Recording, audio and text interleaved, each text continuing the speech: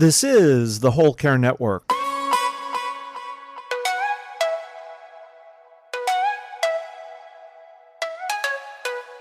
Helping you tell your story one podcast at a time. Content presented in the following podcast is for information purposes only. Views and opinions expressed in this podcast are solely those of the host and guest and may not represent the views and opinions of the Whole Care Network. Always consult with your physician for any medical advice, and always consult with your attorney for any legal advice. And thank you for listening to the Whole Care Network.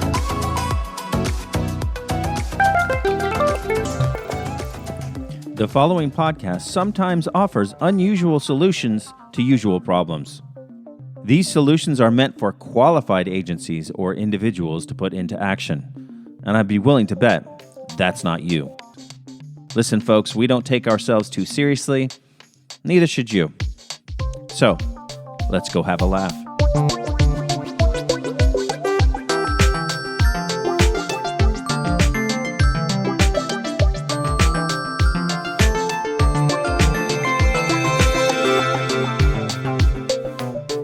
Welcome to Unscrew It Up. We are the podcast that offers differently twisted solutions to life's little problems. I'm Josh, and Amanda is laughing at me right now. Why are you laughing? Because I've been talking to you this morning for like an hour since I got up, and all of a sudden radio voice was on. It was, I don't know, it was just the shift into welcome. It was your radio voice, and it was funny. I'm Amanda. It's good. And there, folks, is a little snapshot into my marriage right there. Today is our Thanksgiving special, or after Thanksgiving That's special. Right. Because we couldn't be fussed to do one before. We're going to talk about Thanksgiving food today. We have some thoughts about that. Now, usually we have a little bit here regarding Wilson Technologies, but those folks have written and said they're taking the week off. They deserve to take their PTO just like everyone else. Well, I don't remember giving them PTO. This is the problem here. They've conjured up this PTO, but I'm not going to fight them. I want them to stick around. I'm sure they'll be back tomorrow, Monday morning, screaming into your head with the rest of our work lives. That's right. It was Black Friday. Yes. It's not the topic of our show, but I did want to talk about that a little bit because that definitely does need to be fixed. It just needs to not happen. Well, it's going to happen. I mean, What is your experience with Black Friday? So I've only gone Black Friday shopping at a store in the middle of the night one time. Just the one time? One time. The 17-year-old was little. No, I've not done it since. Okay. Because it seems like it's getting earlier and earlier. The day after Thanksgiving sales have always been a thing since I think we were younger, but it would just be, the stores would open at 5 a.m. the day after Thanksgiving. Then it started getting earlier and earlier, and now I think they open at like 2 on Thanksgiving Day because they need time to prep the store for all of the madness that's going to ensue. I went one time, and actually I have very lovely sort of feelings about it because it was with my mom and my stepdad, and I don't know, they were in their 70s when it happened, and so this had to have been, I think the 17-year-old was like 3, right? So this was 14, 15 years ago. We got up 2 o'clock in the morning, got in the car. It was cold, but it was my stepfather's, what was it, a Buick that he had? Lucerne? Is that? And then I wound up having that car. Anyway, the seats were heated and it was lovely. And the first place we went to was Target. But the line started at the front door and it wrapped all the way around the back to like the shipping place. So my stepfather dropped my mom and I off in the very back of Target. She and I waited in the line in the cold, but once it opened, it started moving pretty quickly. Well, we got in and he was there with a cart full of the things that we had said we were going to get. We were going to get they had like $5 toasters and slow cookers and things we were going to give as gifts. He dropped us off. He had already finished his shopping by the time we got into the store. And we were so confused because we said, how did you do this? Like, we just got in. He said, oh, I just walked in. He's like, I'm an old man. Are they going to stop me? So he just walked straight in and filled his cart up. And this was before cell phones? No, he had a cell phone. I mean, so why didn't he call you? Because he didn't use it, right? This is the man that used to tell me to check my face when he would post on Facebook. I mean, he wasn't really In other words, he referred to Facebook as face. It's not face. Yes. Check your face. No, Got it. he would. I sent you something, check your face, but he meant Facebook. So he just, I mean, I guess he figured he would find us eventually. I do not remember a time where I've woken up at 2:00 on purpose to go do anything. Said, you know what I should go do? I should go shopping with all of the hordes of people. I just don't think there's anything I want that much. There's nothing I want more than sleep at 2 a.m. in the morning. I think it was just the experience. We did it once. It is kind of a lovely memory because it was with my mom and stepdad, who are both gone now. And it's a warm memory for me, but I don't ever need to recreate it, especially because Black Friday sales are now all online anyway. And then, which kind of defeats the point of Cyber Monday. It used to be Black Friday was in-person shopping, then Cyber Monday happened with all the deals. Now it just seems like it's all the time. I do really support the local Tuesday or Thursday, whichever day it is. I can't even remember. I'm saying I support it, but now They I don't have remember. a separate day for local. I think it's just to remind people to go support local businesses, and I think that we should do that whenever possible. I'm not saying that I don't add to the, machine that is corporate America and order from big box stores, because I do, but I wish that I shopped more locally. Anyway, Black Friday is a thing. It's still a thing, at least here in this town. And so I've been trying to come up with some ideas to mitigate how awful it can be. It really is. Okay, good. So what have you done? I don't want to reinvent the wheel here. So I looked at the Rainforest Cafe. You're familiar with the Rainforest Cafe? Yes. It's a themed restaurant. Yes. You go up, you get your reservation, you give your name, you wander around their gift shop for a long while, and that occupies you until you go sit down in, the T-Rex section Inside a volcano. Right, and whatever. And the food's not even that great. It's super expensive. Right, but you're buying the experience. I mean, that is a thing, and the kids love it. So what if we take that idea and turn it on its ear? You go to the store or group of stores that you want to Black Friday shop in. Mm-hmm. You put in your reservation so that you can have access to the floor. Yeah. But we want to do reservations because everyone rushing in at once, it's just a madness and people will get hurt. But I see that. However, the issue is that everybody rushes in so they can get the deals before the inventory is gone. So therefore, you're going to have to put a cap on the inventory. Well, but they do that anyway. It's just how it's distributed. Okay. They don't have endless inventory.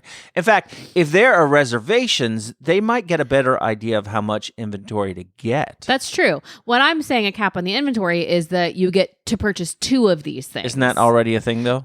So have you noticed it in the grocery store? It's due to supply issues. There's a limit on this. Sometimes there is a limit on you can buy 2 of these giant TVs. And also, why do people need really big TVs every year? This seems to be the thing that Target and Best Buy and Walmart, whenever I look at their cyber deals or their Black Friday deals, it's like giant televisions. How do people need a new television every year? Well, they don't build them to last. Both of our TV, we have a TV in the bedroom, we have a TV downstairs. Both of them, there's something wrong with the screen. Do you notice this? I know. And have been for a while. And I will be damned if I'm going to go out and replace them just because whatever. Well, I know where you can find some on sale. Yes. I think this is a meme I sent you. The gist was, I don't need deals on large screen televisions. I need deals on cheese and eggs. This is what I need Black Friday for, please. But that's not a tank why of gas. It's not why it exists. So I understand, yeah. But this is what the everyday person needs. But let me give you the second part of my idea. Okay. So we do have reservations to get into the store or group of stores, but we don't want people to be so impatient and annoyed that instead of fights breaking out in the toy aisle, they break out in the parking lot. Okay. So we have to mitigate that. How do you mitigate that? Food. See, Rainforest Cafe has figured this out. Right? They've put this really interesting and large gift shop shopping area so that even if you don't buy anything, you're going from thing to thing, you're looking at it, you're occupying the kids, and you're willing to wait longer. Now, also they make money from the gift shop. Because people are bored and buying things. Right. And they don't want to forget this wonderful experience with the mid-grade food and the animatronic dinosaur that they're about to go see. But flip it on its ear because the shopping experience in this case is inside. That's what you're waiting for. Put the food in the waiting area. Have Okay. different tables and booths and little bites and interesting things and maybe some chairs, or people can just walk around, but just have that experience there. Now, they're paying for the food, but they're also occupied, and will be a little bit more docile. So part of me was going to suggest, well, then maybe also we need to put a bar there, because the more you drink, the more money you spend. But problems no will alcohol. arise. No alcohol. Talk about fight in the toy aisle. Right. Okay, fine. So that's my first solution. Take the Rainforest Cafe idea and just flip it. Okay. The other idea to try to address just the difficulty and the stress of Black Friday is Dave and Buster fire it. Oh, gosh. I Dave and Buster fight it this week. It actually wasn't that bad. Right. So, first of all, caveat here.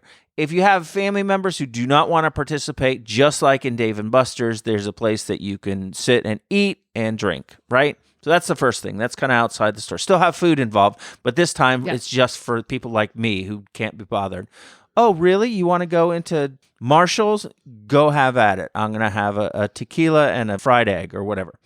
That's disgusting. So you go inside, and there is a series of games for which you earn tickets. Okay, and then your tickets allow you to purchase things? Yes, so this is what I'm saying. And the games can be all sorts of games. You have trivia games, you have sports games, you have video games, something that any and everyone can be good at least at one or two. Tic-tac-toe? We don't want to keep people out. We just want to regulate them going in.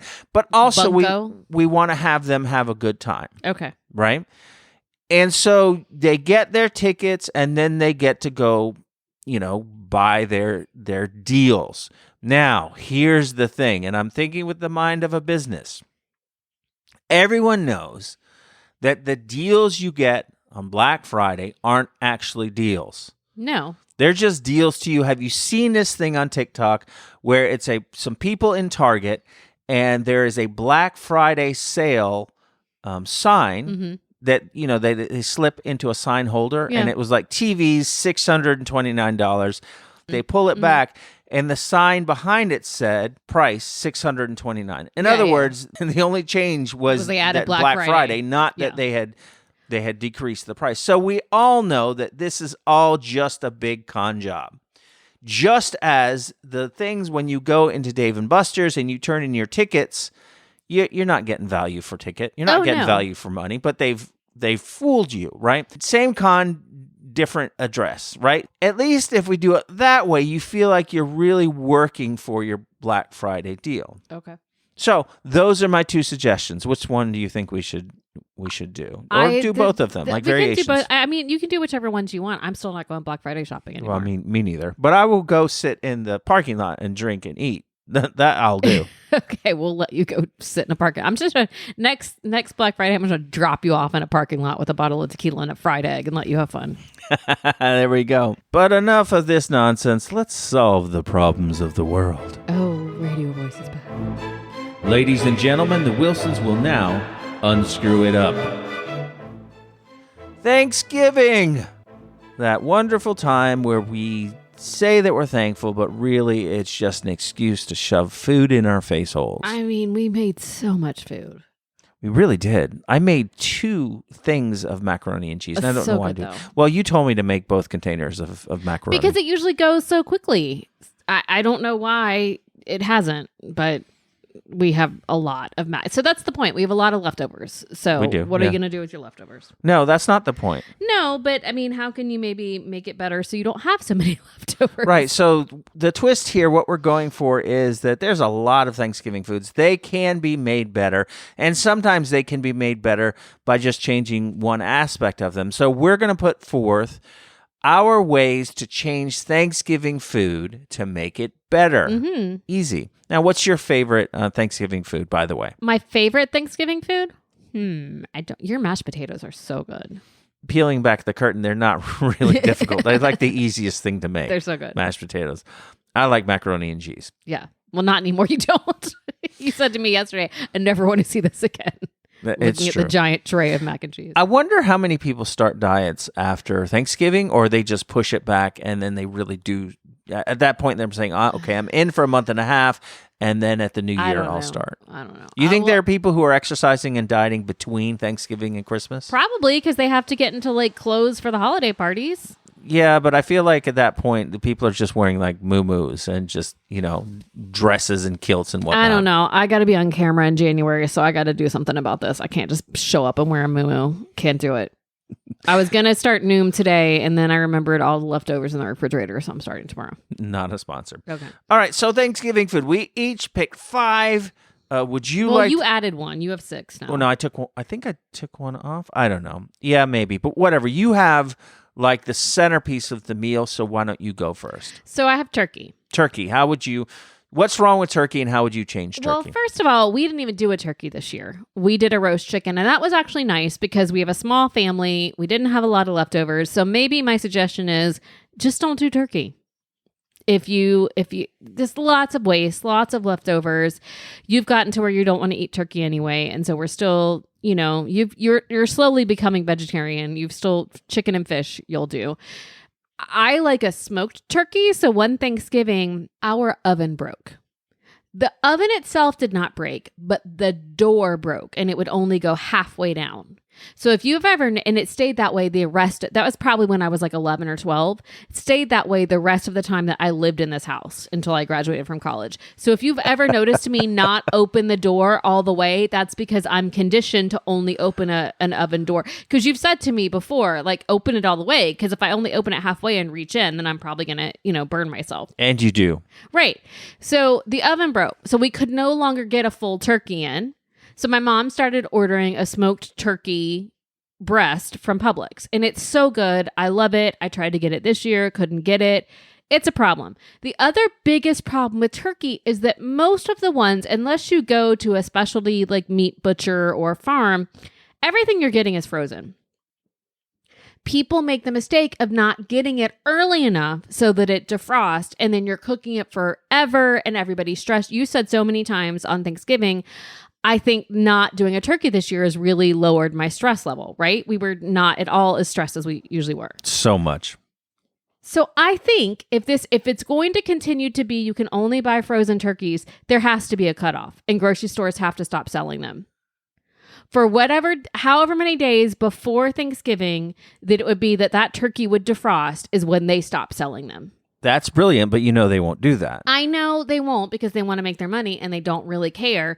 But I'm saying for the good of society, we need to not have to stress about defrosting this turkey. There's a moratorium on purchasing turkeys 4 days before Thanksgiving or however long it's going to defrost. So if you were insistent on buying a turkey, my suggestion to make this better is not necessarily about the flavor. It's more about the experience of cooking it and the stress. Grocery stores have to cut off when they're selling it. That opens my mind up to a whole bunch of different kind of things that grocery stores can do to like save society. For example, if you have ground beef, bread, and green peppers, you have to answer truthfully. Listen, are you going to make meatloaf? Okay, you are not allowed to purchase that green pepper. Nope, sorry, put the green pepper down. You really have anger about green peppers. I do. And I think in general, there should be only a very few dishes that you should be allowed to use nutmeg. I like nutmeg. I've had nutmeg in frickin' chicken wings because that's the way my dad thought oh my God, so bad. So again, maybe nutmeg should come with like a warning, a warning label or cooling off period. That's right. Yeah. So very good. That's very good. My first one is mashed potatoes. I love your mashed potatoes. I love me some mashed potatoes. I really, really do. Let's talk about all the good things that are about mashed potatoes. Butter. Yes. When I was eating pork, bacon. Yes. Cheese. Yes. All right. Are you starting to sense that the good things about mashed potato are the things that you put into mashed potato and not the actual mashed potato? Well, as an Irish person, I do enjoy just a potato. So I do like the potatoes. Sitting there eating a potato like an apple? What are you talking about? No, I like the flavor of a potato, but you're right. Potatoes have no flavor. Okay, go ahead with your life. I think that the only thing that the mashed potato brings is that it's the glue that holds everything together. Well, that's the purpose. Glue. It can become glue if you overmix it. Well, that's the thing. And of course, they are the medium by which flavors are transferred to your mouth. Yes. So again, cement or glue. So I propose my change for mashed potatoes. As much as I love them, they can get really boring really quickly because their texture is not interesting to me. But if you leave the skin on, it gets a little better. A little better, but again, it's about the Right. ingredients. I think that there should be new usage rules for mashed potatoes to make sure that they always stay appropriate and exciting. Okay. They can only be used to stick food together. Okay. They can only be used in conjunction with other food as like a filler or to stick pieces of food together. So you're sticking cheese and sour cream together. Or whatever. You have your little trowel and you use it to stick two pieces of bread together. Or, if you're into like turkey, then you can use it to fuse turkey together. But whatever it is, the usage rules for mashed potatoes is this can only be used as a cement or a glue. I don't want a mashed potato sandwich. That's what you just described. I don't want that. Well, it doesn't have to be that. You can stick other things together. Okay. Your pizza. What if you accidentally cut your pizza too small? I don't want mashed potato pizza. I just want mashed potatoes. No. I think this is a winning idea. Okay. Usage rules. Bam. Mashed potatoes. Fine. Go. All right. So my next one is sweet potato casserole. Oh, Here's- I freaking hate sweet potatoes in Here's all the of thing, their forms. and yams and sweet potatoes. I mean, I grew up with the marshmallows on top, right? We did that. We also used to do, and this was really good. My mom would do butter, brown sugar, pecans, and it would make like a crumble on top. Well, we can't do that anymore because the 17-year-old has a really bad tree nut allergy, but that was yummy. But the thing is, it's not a good food. What if we use mashed potatoes so that we can eat brown sugar, butter, and marshmallows? That's fine. I'm fine with that. So I started thinking about sweet potato casserole. I'm like, it's really just the sweet potato and then the marshmallows. And then if you do the brown sugar pecan thing, it's 3 different things. Right. The only way that I like sweet potatoes, Right. and I grew up with a lot of sweet potatoes, so my mom thought they were better for us, and I don't really think they are. You get a little beta carotene, but that's it. Sweet potato fries. Sure. But they have to be really thin. Yes. And cooked until they're crispy. Okay. So sweet potato casserole now becomes sweet potato fries, crispy, done, right? S'mores. Just get yourself a s'more. That's what you want with the marshmallows. It's fine. Then you have s'mores on the table. And then butter and pecans, that's pralines. So now we're going to have sweet potato fries, we're going to have s'mores, and we're going to have pralines. Done. That's your sweet potato casserole. I did go to New York Times Cooking. I have the app. I put in sweet potato casserole to see what they have. They have a sweet potato casserole pie. Because that's what it is. It's the sweet potato filling, the crisp pecan crust, and the gooey marshmallows. That's it. Don't make it a side dish. If you want it, make it a pie or separate it out and have 3 different things. Okay, I'll buy that. Moving into the category of desserts, I have the pumpkin pie. I love pumpkin pie. I not like pumpkin. pumpkin pie. It's not pumpkin. It's not pumpkin. It's sweet potatoes, right? Yep. I don't think it's sweet potatoes. There's a sweet potato pie. It's another kind of squash. It's not pumpkin. So let's talk about pumpkin pie. I like it, but to me, it's kind of the Colin Robinson of desserts. It's an energy vampire. It's just real boring. Okay. It doesn't have a lot of taste. I really do think that it's one of these things that has become a tradition. And we don't have it except for Thanksgiving. And so therefore, because it's a novelty, Yeah. we have it. But taken on its own, it's just so boring. It doesn't have a lot of taste. In fact, it's one of those things, especially when it comes to food, boring does not serve it well. Yeah. It doesn't have enough taste to not leave to my imagination whether I'm actually enjoying this or not. It's nice when you put the homemade whipped cream on it. Okay, but again, that's Adding an ingredient. adding Go an ahead. ingredient. So how are you fixing You ever it? walk into a room and smell a smell, and it's just faint enough so that you're aware of it, but you have to ask yourself the question, should I be enjoying this smell or not? No, that doesn't happen to me. Oh, it But happens. anyway, It happens to me all the time. I'm and concerned then I for you. No, but then I take these little test smells to make sure, because God forbid I get into a smell and then I discover its origin and it's awful, right? So pumpkin pie is just boring. The character actor that should never have a lead role. okay. Like you would never put Jason Alexander in Casablanca, for example. All right, you're Right? angry at pumpkin pie. How are you going to fix it? It's not a leading actor. It's a complimentary player. So smack it in between 2 graham crackers, call it a harvest moon pie, boom. Done. Okay, I like Done. it. We use a graham cracker crust anyway. What are you going to cover it with? We could cover it with whipped cream. I don't care. It doesn't matter, because what you're doing is, again, Pumpkin pie also suffers from the fact that it has zero texture. Adding the crunch of the graham cracker, maybe the graham cracker has some brown sugar on it. Perfect dessert. It's gone from boring to wonderful. All right, I'm a little offended that you think pumpkin pie is boring because I love it with my whole heart, but it's fine. I actually like this solution. That's fine. We'll do that for you as well. What's your next thing? My next thing is dressing/stuffing. Yes. Okay. Which is a big thing. It's a tradition in this house. It is a tradition in this house because we make my mom's Southern cornbread dressing. I've never done stuffing. The idea of stuffing, the difference between stuffing and dressing is that you actually stuff the stuffing, right? Yes. Into the cavity of this dead bird. Which, don't gross. like it, don't want to do it, not doing it, don't want it. If you make it outside of the bird, no longer stuffing. That's dressing. I make my mom's cornbread dressing. It's lovely. I grew up with it. I've already tweaked it because I don't put the celery in it anymore. It's supposed to have onion and celery. We don't put the celery in it anymore. It's great. It's perfect. I don't think it needs to be fixed. Refusing to fix it. It's lovely. It's great. Move along. That's it. I don't have a solution for it because I love it with my whole heart. I took it to defend it. When we were talking about who's going to fix what things, I took dressing because I'm not fixing it. It's perfect and I love it. Done. I think that you've just broken this podcast. Not broken this podcast. I'm just saying it's perfect. Do you have a way to fix it? I think that we could come up with a solution to how dry it can be sometimes. Well, it's not dry this year. Okay, I should probably stop now. I don't even know if I'm gonna keep this in. You are going to keep this in. I intentionally took this one to say stuffing is gross and my mom's cornbread dressing is the best. Done. All right. So my next one is ham. Yeah, okay. Okay, so I don't eat pork anymore. Yes. Anyway, right? But even when I didn't really care for ham. You never liked ham. No, it has too a weird salty. taste. Is that what it is? Yeah. It's You just got used to say it was too salty. weird taste to it. I recognize that it's important for an alternative protein to turkey, right? And chicken can be one of those. But even having another one. So this is what I want to do, especially since I'm trending more and more towards being a vegetarian. Deconstructed ham. Okay.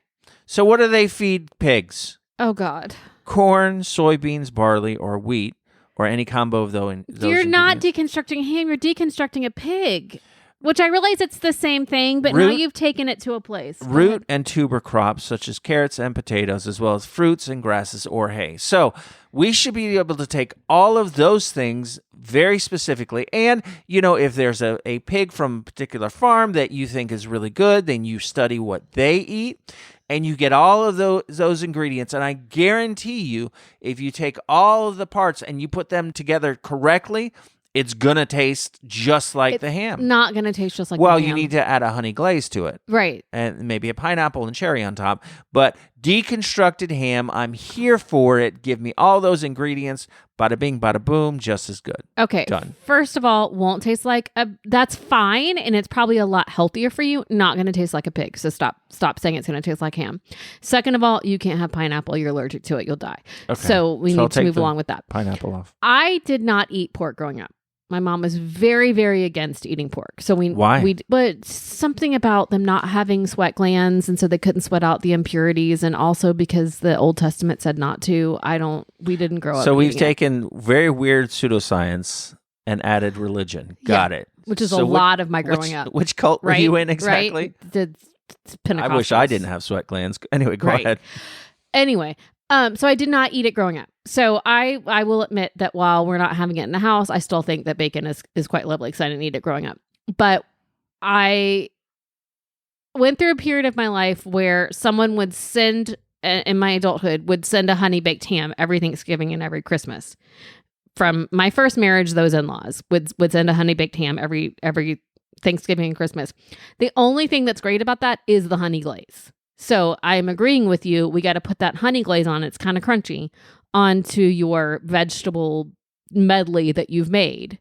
And that's fine. I guarantee you that if I got like a really good food processor, I found out like the portions that they were giving these different ingredients to, if I processed it all together and then I baked it, I molded it and baked it, it would taste just like ham. It would not, because you are missing.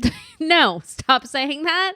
But also, don't mush it all together. Please just let me have the textures of it. If you put it in the food processor, it's going to, no.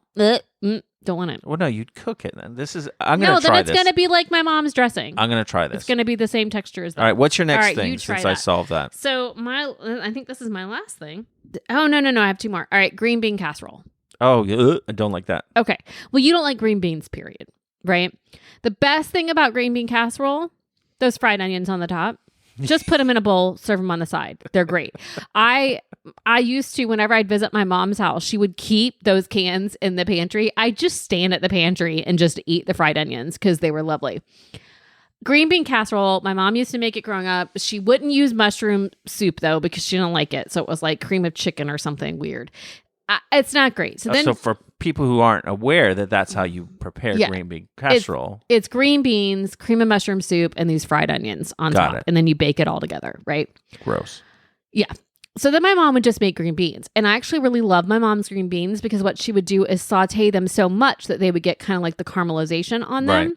And that's what everybody, at least in this house, loves about a green vegetable. When we roast broccoli, we roast Brussels sprouts, or I do the green beans, it's when it gets like the crunchy kind of really roasted. You put olive oil or butter, you roast it with garlic, and then you get those crunchy things. So I am here to say, no more green bean casserole, a bowl of fried onions on the table. You get that part for it. And then we're going to take all of the best bits of the roasted green vegetables. So the outer leaves of the Brussels sprouts don't need the middle. The tops of the broccoli don't need the stems. And green beans, asparagus if you want them. We're going to saute them in some olive oil, salt, and garlic. We're going to throw them in a roasting pan. We're going to roast them pretty high, like 450, so that they get the caramelization and the crunchiness. You put it on in a serving platter on the table with the fried onions on the side. Best green bean casserole you've ever had. I wouldn't disagree with that. I'm starting to think that maybe what we should do with all of our leftovers is char the hell out of them and then just put them in a bowl and eat them. Throw some honey glaze on them and be done. There you go. All right, so my next one, is deviled eggs. Okay. Now, we didn't have them this year, but I love deviled eggs so much. We never have them for Thanksgiving. We always have them for Easter. But I love them so much. And I've had them historically for holiday meals in general, right? You can make them for Christmas. If I'd have thought about it, I would have made them this year. But here's the problem. The problem, very simply, are the mode of delivery. The egg whites. Okay. Tasteless and rubbery, right? Good amount of protein, though. So, and no cholesterol. But that's all right. But I think that we're doing a disservice to the filling of deviled eggs by making them stay with the egg white. Okay. They don't have to stay together. We can split the family apart. It's okay. I think that deviled eggs should from now on be used, the usage rule for this that's going to change, only as a dip. Only use the filling. I thought you were going to put mashed potatoes in there. Nope. Actually, maybe mashed potatoes should only be a dip as well. So that would solve the texture problem because you're always getting dipping a chip or something in there. Like hummus. Hummus should only be a dip. Salsa only should be a dip. And like I said, there's an argument to be made that mashed potatoes only should be a dip. So imagine deviled eggs scooping in there with just a giant spiced Dorito and getting that delicious deviled egg taste. I am going to go completely defer to you on this and say that's great because I've never eaten a deviled egg. Don't want it. So good. All right. Do you put relish on your deviled eggs? I have before. I've done both. And I like them with relish, yeah. Okay. All right. Well, my last one is mac and cheese. Oh, careful. I know. No, your mac and cheese is the best mac and cheese there ever was. But the problem is it's the best mac and cheese there ever was. And I want to eat all of it. And then it's just cheese and butter and carbs. I mean, it's not good for anyone. But cheese, it is so yummy. Butter. Milk, flour. Milk. Heavy cream, flour, mustard powder, and this year just a little bit of horseradish. Oh, I didn't taste the horseradish in it. Yeah, anyway, it's just enough to keep you interested. So I have a couple different what I think might help the mac and cheese. It's not going to make the mac and cheese better because it's already perfect. You are perfect in the mac and cheese world. You're giving me 2 thumbs up, but it's going to make my experience with the mac and cheese better. I have 3 different solutions. The first one is individual ramekins of mac and cheese, and that's all we make and done. Like, you get no more American-sized portions of mac and cheese. I will never make 2 packages again. You get this little ramekin. You must savor it. A lot of the problem with American dining is that we are conditioned, and I think by the school system, to eat so quickly. Because by the time you get when you're in school and you say from kindergarten until 12th grade, by the time you get your food, you sit down, you've got like 10 minutes to eat, you're talking to your friends, and then it's move along. So you got to eat quickly. And then for me, because all I've ever been my entire career is in education up until, well, I guess 7 years ago when I went to work for the college, I had to eat just as quickly. Because by the time I got the kids to the cafeteria, I got back, I had about 10 minutes to eat, got to go pick them up again. I am conditioned to eat quickly. Now I have a full hour lunch. I never take it. I work through it because my body does not, we don't get this whole savoring our food. I read this book called French Women Don't Get Fat. And it's by a French author who came to the U.S. To study abroad in high school, gained a lot of weight, went home and had to deal with the fact that, her eating habits were just very different and skewed by going to America. And the book is about her journey back to being healthier and the difference between eating in France and eating in America. And it's not that they don't have chocolate or wine or bread, but they actually savor their food. They taste each bite. We overeat because we're just shoving food in our mouth, right? If you make me an individual last night I sat and had 3 bowls. Now, they weren't giant bowls. They were small bowls, but 3 bowls of the mac and cheese in a row. Nobody needed that, but I did because it's lovely. But if you make me an individual ramekin, I'm going to want more, but then I'm not going to be able to have it until the next Thanksgiving. And it just makes me look forward to it more. So you're saying we definitely go with the ramekin, not the ramekant. That's right. Got it. Okay. All right. I'm not done. I told you I had 3 solutions. Oh, okay. So portion control. That's not going to happen. Next. Okay. So I, again, went to the New York Times cooking app and I put in mac and cheese and it said, can you elevate mac and cheese and make it like whatever the haute couture version of the culinary industry is, right? And it suggested putting mushrooms in it. Okay, Josh is gagging. So I started thinking, well, what if we put medicinal mushrooms in there? So then you're going to get... When you say medicinal... No, I don't mean psychedelic. So I told you I had 3. So some of the benefits of medicinal mushrooms are they act as antibacterial immune system enhancers and cholesterol lowering agents. So I'm going to get a lot of cholesterol from the mac and cheese. I put the medicinal mushrooms in there, then maybe I'm going to even out my cholesterol. Do I not know what medicinal mushrooms are? What are these? Like, do you buy them in the store or you get them over the counter? Well, what? Look, Apothecary has a Black Friday sale on their herbal mushrooms. Okay. You can buy them. It's a powder. A lot of people are doing mushroom coffee now with the medicinal mushrooms. It's made from coffee, beans, and mushroom powder, and getting anti-inflammatory properties from it. Oh, I'm in danger of learning something in this podcast. What's your next thing? Okay, so I do that. I'm still getting the mac and cheese, but maybe I'm balancing some of that out because I'm getting a little bit of a health benefit to it. My third one would be then adding psychedelic mushrooms. Now, I've not ever done psychedelic mushrooms. Let me just put that out there. Nor am I suggesting that you do it. Please understand that I am not saying you go do it. However, I have looked up what happens with psychedelic mushrooms.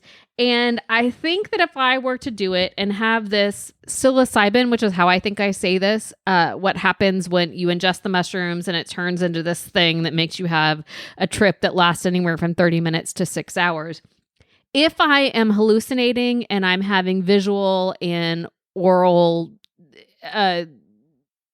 what's the word? Hallucinations. I couldn't even think of it. I'm not going to eat any more mac and cheese. And maybe I'm going to have a bad trip, which isn't good, but then I will have a negative association with the mac and cheese. So then I'm not going to want it anymore. So these are my 3 things to you. Can we Portion talk about control, medicinal mushrooms, psychedelic mushrooms? Okay. Can we talk about there's no trip in the world, bad or good, that I would take that I didn't know whether I'd be gone for 30 minutes or 6 hours. That's what it says. 30 minutes or 6 hours. Okay. Right. So my last one. You'd have nothing to say about this? I am afraid that I'd be, implicated in whatever lawsuit. Let me tell you this, folks. Do not put magic mushrooms in your food. Don't do it. Don't do it. And then don't do it. Okay. So my next thing is corn.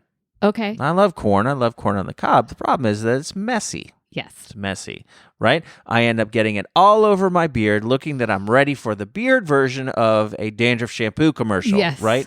So we got to figure that mess out. You remember those little plastic things that are shaped like little ears of corn? Oh, yeah. And you And stick them in the end and you hold them? Yeah. Right, sure. But the only problem is that in order to stick them in the end and hold them, you got to hold the corn to do it. hot. So you're already And it's messy and messy it's and hot yeah. and it's pointless. It's And then you've got to useless. be able to find them. Inevitably, like you could find one, so you're only holding one end of the corn. But I will tell you that part of the exciting thing about corn is that getting to eat it off of the cob is much better than just having a bowl full of corn. I bought corn intentionally to make my mom's creamed corn, which has no cream in it. You just, when you're cutting the corn off the cob, you scrape the cob, and so you're getting the juices from the cob, and it makes it sort of cream based. Anyway, it's great. Go ahead. I am saying that corn in a bowl is boring. Fine. So if you can sort out a different delivery system that's not messy, then do that. Keep the excitement with the corn. Go about Put it on day. your pumpkin pie, because apparently pumpkin pie is boring too. No. You get bored easily with your food. Well, I do. So I'm trying to fix it. Pez dispenser. Pez dispenser corn. Pez dispenser corn is perfect. You just bloop right into your mouth. You get the flavor. It's fun. You can make a game out of it. The Pez dispensers already exist. We don't have to create anything new. You just have a line of corn. Perfection. How are you getting the corn off the cob to put it in the Pez dispenser? The cook does that. Not my job. Okay. What if we make a bigger Pez dispenser that's larger, that you just put the whole corn up in there, and then it will like rotate like the lazy person's lollipop that spins for you. You just put it in your mouth and it spins itself, and it spins and cuts off the corn as it goes along. How does it cut off? You had me until cut off the corn. Well, it spins, and there's a Right. tiny little guillotine in your Pez dispenser, and it bloop, one piece in Tiny your mouth. little guillotine. No, do not get that near my mouth or tongue or lips. Don't want it. All right. I'll keep my corn Pez dispenser. All right, are you done? I'm done. All right. I also had cranberry sauce on my list, and I subbed it out because there ain't crap I can do to make that stuff any better. Well, it is awful. I make great cranberry sauce. It's lovely. My children eat it like it's applesauce. You refuse to eat it because I've you tried it. get bored, or No, you have a it's- bad palate or something. No, it doesn't taste good. It just doesn't. Well, and do you like the thing that comes out of the can that still has the markings of the can? No, the jelly that's roll? even worse. That's disgusting. that is worse. I make actual like real from scratch cranberry sauce, but you just boil it with water and sugar, and it's so good. Lipstick on a pig. All right, we move along. We do not eat pigs. So there you go, folks. So hopefully these ideas, you will take them and you incorporate all of them into your Thanksgiving feast for next year, except of course for the magic mushrooms. Please don't do that. And if you do, you didn't hear it here. Hopefully you'll forget on your 6-hour trip. All right, Amanda, I would say that Thanksgiving food is Unscrewed.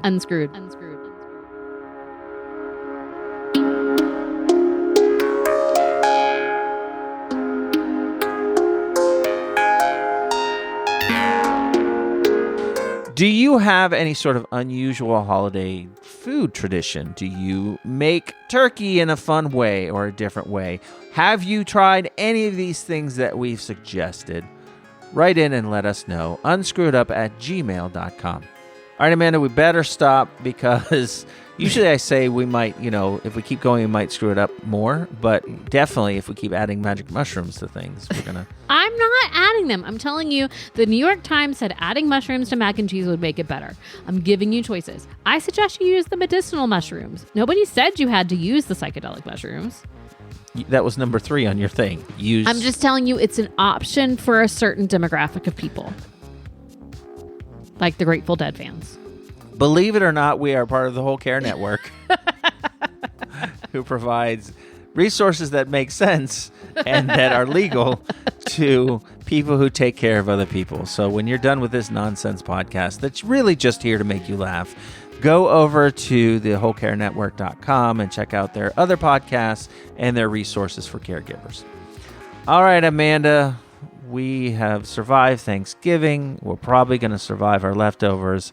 Our Christmas trees are up or going up. We're pretty happy. I like it. I'm going down to eat some more leftovers. Excellent. Well, whatever you do, when you go down there, Don't screw it up. bye. Bye.